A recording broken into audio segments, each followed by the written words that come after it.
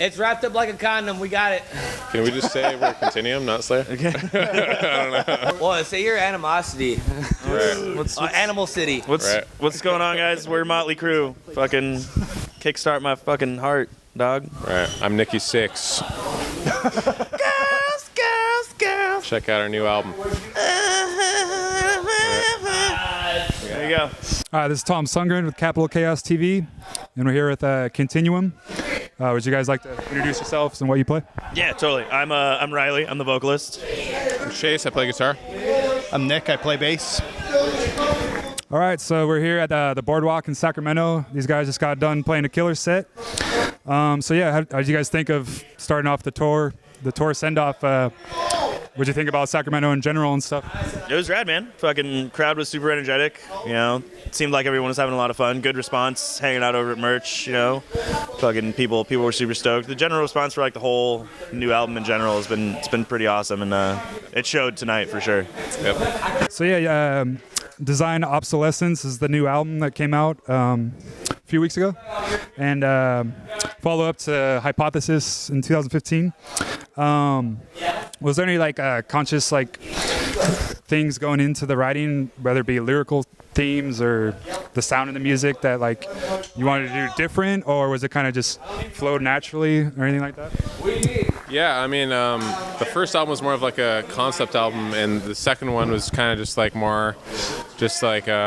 each song's kind of got its own concept going on, and yeah, I mean, as far as the music goes, it kind of flowed naturally, like you were saying, and yeah, just I think it's a pretty natural evolution from our first album, as far as the stylistic choices we made, and yeah, a little bit playing live kind of helped a lot in our decisions to make things maybe a little different, a little stuff that comes through a little bit better live and stuff like that. So yeah. You guys recorded at Castle Ultimate Studios with Zach Oren.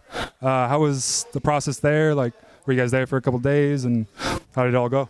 I literally did all of my vocals in one day for this album. It was like a 13-hour vocal session. It was pretty wild, but It's pretty quick. for a while they did some fun stuff. Yeah, I mean, we tracked all our guitars and bass all at our houses on our personal DAWs, pretty much, and we did drums in 2 days. Ron Casey was awesome. He just fucking killed it in 2 days, the whole album, and we pretty much came in with all our tracks, and Zach Oren reamped them in 1 day, and then we came in again in another 1 day for the vocals, which is unheard of, honestly, for 32-minute death metal album. 1 day of vocal tracking is kind of crazy, but Riley killed it, and yeah, it was, yeah. Do you have any remedies, tea or just warm water to get it through a day like that? It's I don't know, man. I feel so I do vocal coaching and stuff at home, and it's you can't allow yourself to use those handicaps, you know what I mean? It's all about just room temperature water and just knowing your voice and how to use it, you know? It's if I felt myself being pushed a little too far, I would take 10 minutes, drink some water, give my voice some rest, not really say anything, and then just go back to it. Focus on the diaphragm and all that stuff. Yeah, all that good stuff. I feel it. Right on. So random question. You guys going on tour now? A lot of gas stations, fast food and stuff like that. Do you guys have a favorite go-to snack or anything like that? Go around each one. Oh, dude, I'm all about that double cheese at McDonald's. It's my my sluttiest guilty pleasure. I love it. I gotta say, Chipotle.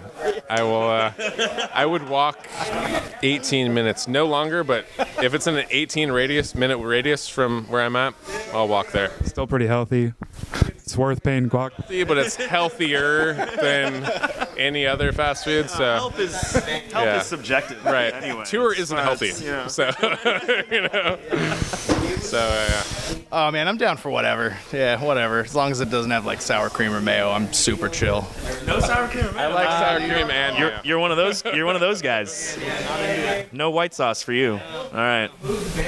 A History Denied, the music video came out a few weeks ago. I noticed there's pretty trippy stuff going on, electromagnetic, and runs into a guy, and it's an awesome video, but I couldn't really tell just from the first time I watched it what's going on.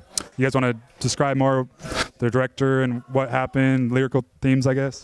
That's you, bro.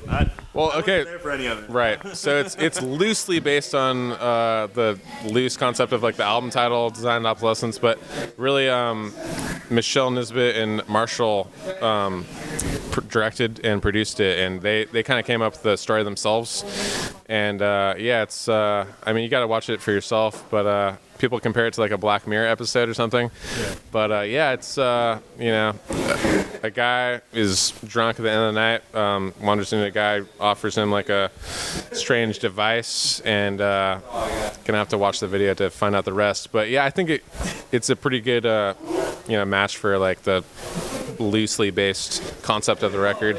And yeah, check it out, YouTube. Kind of fits the whole vibe of like he's like trying to escape this kind of like man-made construct, and then like eventually gets out into like more of like a natural setting, but then it like scares him and he like goes back inside, you know what I mean? Like it kind of like, it's like he said, it loosely kind of fits the whole set of ideas behind the lyrical content of the album. Yeah, I remember when like the door opened, being tripped out, like going into nature, and still like going back to the electronic stuff. What are some of you guys' non-metal favorite artists or bands out there? Good question. Dude, there's so many. There's so many. I've been listening to tons of Baths this past year. Love me some Baths. I've also been diving into like Purity Ring's old back catalog. Love Purity Ring. Yeah, Purity Ring's rad. I've been listening to lots of Health. Health is super sick. They're like an LA based, more like kind of like grimy electronic, like darker stuff, and then like all that synthwave shit that's been coming out. Carpenter Brute and Perturbator and Gunship and Miami Nights 1984. I fucking love all that shit. The Midnight. I saw them in San Diego, and they had their fucking sax player, and it was so good. And like the chick who like did all the guest vocals came out on stage like a ton of times, and it was so good. It was so good. They were so good. Nice. Yeah, I've been listening to like a lot of weird electronic stuff. Nicky and the Dove from Sweden's amazing. Little Dragon, also from Sweden. Something about Sweden, like I don't know what's in the water over there, but it's good. So they got a lot of really good artists over there, and yeah, like all kinds of stuff. But those two artists in particular, like Nicky and the Dove, are amazing. So.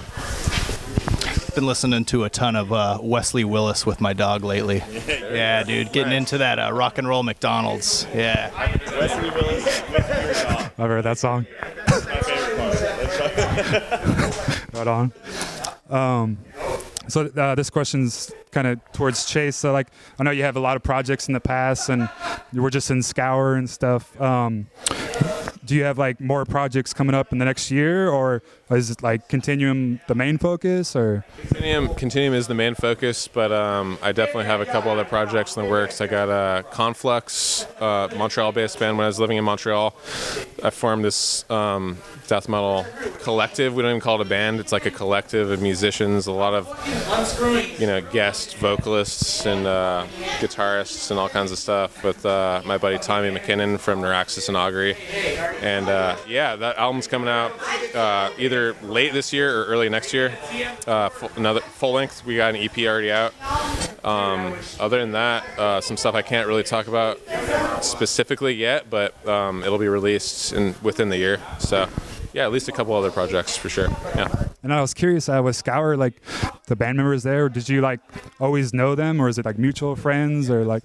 Yeah, we've known each other. I mean, from back in the early days of my touring career, and yeah, that's pretty much like Derek's band, and from ex-Cal Decapitation, and yeah, he like wrote all the stuff pretty much, and yeah, they're so we've known each other for years touring and stuff. So yeah. How was it working with like Phil and Salmo and stuff? Like, have you known him for a while too? Or? No, I haven't. I met him at the beginning of that project, and it was awesome. Like, he's like really good guy.